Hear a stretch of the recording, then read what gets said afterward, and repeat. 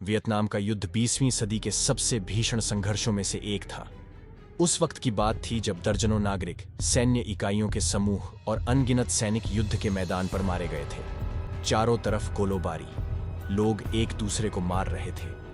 साल 1965 से 1973 तक अमेरिका ने वियतनाम युद्ध पर $120 बिलियन से अधिक खर्च किए थे और इस तरह के भारी खर्च ने व्यापक रूप से बढ़ती कीमतों में योगदान दिया। सन 1977 में वैश्विक तेल की कमी और ईंधन की बढ़ती लागत के कारण यह और भी बढ़ गया था। फिर भी ये कुछ दर्दनाक लेकिन दिलचस्प आंकड़े थे।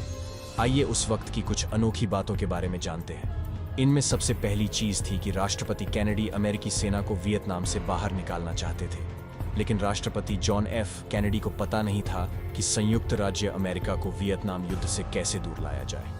उन्होंने अपने कार्यकाल के दौरान सफलतापूर्वक वियतनाम को बाहर करने का रास्ता खोजा और वे मौद्रिक और तकनीकी सहायता के माध्यम से अप्रतिबंधित दक्षिण की अपनी प्रतिज्ञा को बरकरार रखते हुए ऐसा करना चाहते थे। इस काम के पीछे राष्ट्रपति ने सभी अमेरिकी सेना कर्मियों की वापसी की मांग की। उनकी रणनीति में महत्वपूर्ण बिंदुओं पर बम गिराकर और सतही हमलों को सीमित करके उत्तर को नियंत्रण में लाना शामिल था। यहाँ पर दूसरी मैन बात जिसे लोग हमेशा याद रखते हैं कि अमेरिका हमेशा ही नहीं जीता। दूसरी ओर यह सिद्धांत कि हर लड़ाई में अमेरिका की जीत हुई, जो एक झूठी कहानी है। दरअसल उत्तरी सेना को चीन से सस्ते प्रतिकृति हथियारों की आपूर्ति की गई, जबकि दक्षिण वियतनाम में शासन को लगातार धन, सैनिक और हथियार प्रदान किए गए। इसलिए माना जाता था कि उत्तरी सेना को अमेरिकी सैनिकों ने जीत लिया था और यह एक वास्तविकता थी कि देश निश्चित समय पर गंभीर रूप से बर्बाद हो गया था। फिर भी वियतनामी लोग अभी भी अपने देश को वापस जीतने और अमेरिका से स्वतंत्रता स्थापित करने में सक्षम थे। तीसरी मैन चीज की वियतनाम युद्ध की जड़ें द्वितीय विश्व युद्ध तक जाती हैं।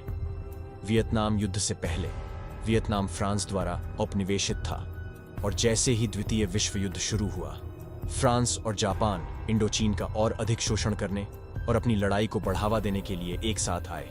जब द्वितीय विश्व युद्ध के मैदान में मित्र सेनाएं धीरे धीरे कमजोर हो रही थीं, तो संयुक्त राज्य अमेरिका ने वियतनाम पर कब्जा करना शुरू कर दिया। इसके परिणाम स्वरूप अंततः 1950 में वियतनाम दो अन्य भागों में विभाजित हो गया। उत्तरी वियतनाम की अपनी सरकार थी, जबकि दक्षिण अमेरिका से प्रायोजन प्राप्त हो रहा था, लेकिन दूसरी तरफ दक्षिण वियतनाम आंतरिक समस्याओं से पीड़ित था।